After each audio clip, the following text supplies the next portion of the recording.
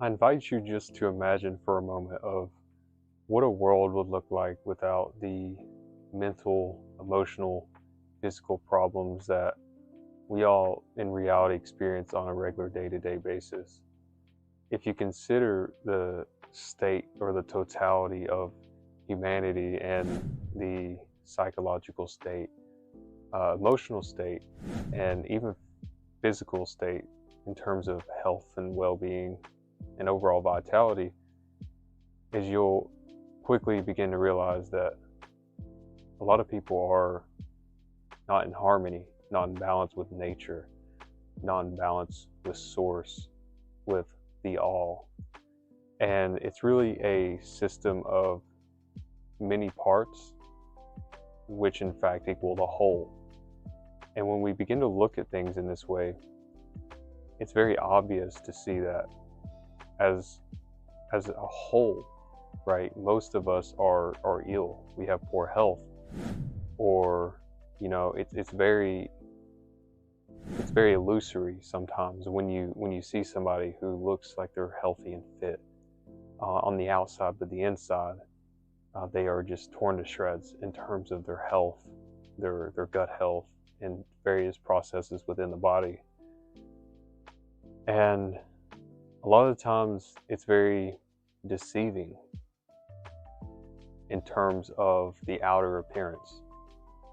And this goes to me saying about the emotional, the mental, psychological issues that we experience on a regular day-to-day basis. But it's really recognizing that this is all stemmed from our identifications with ourselves and from the world around us.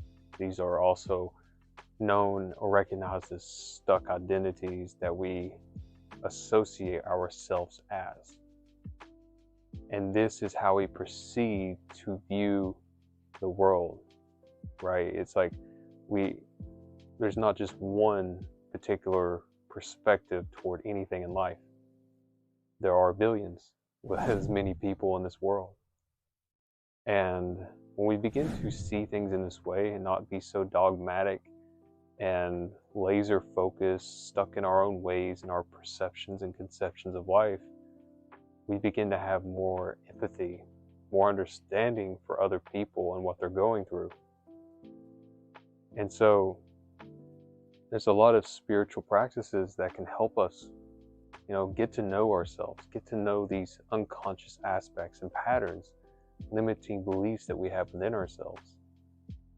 And it's only when you make the unconscious conscious you can begin to truly free and liberate yourselves.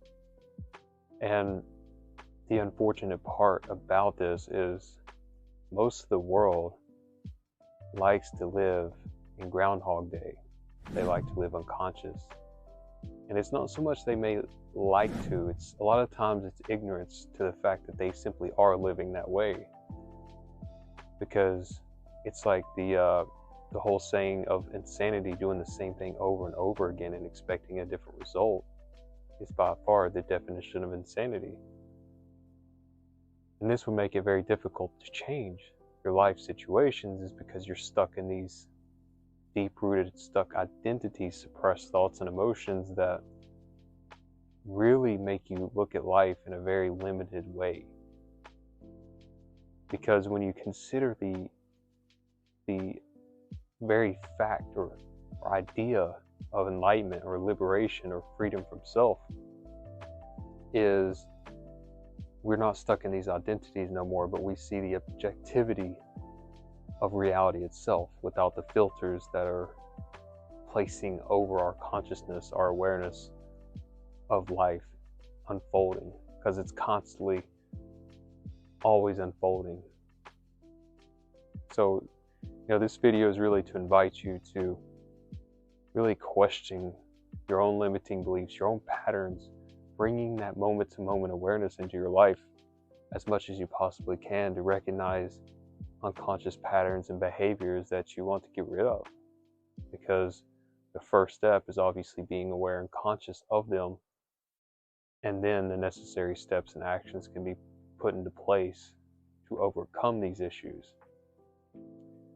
So that's all I have for you in today's video, just a short video on really bringing awareness to our mental, our emotional, our psychological states and conditions that we compulsively express ourselves as on a day-to-day regular basis. But if you enjoyed this video, be sure to comment below, letting us know what you thought about the video, and as well as to like the video, share it with a friend. That'll really help us out as well. And we'll speak soon.